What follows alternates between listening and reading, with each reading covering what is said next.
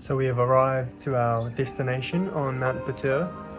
It was a very thin road, long, windy. We're inside the crater of the mountain which collapsed after a big eruption. It's currently 2:26 in the morning and we're heading up to hike a volcano to watch the sunrise. The stars are out, it's a clear sky. Got some teas. It's now 10 to 4. We're made it to the top. The stars have been so nice coming up here. I saw 3 shooting stars this morning. I got a hot chocolate.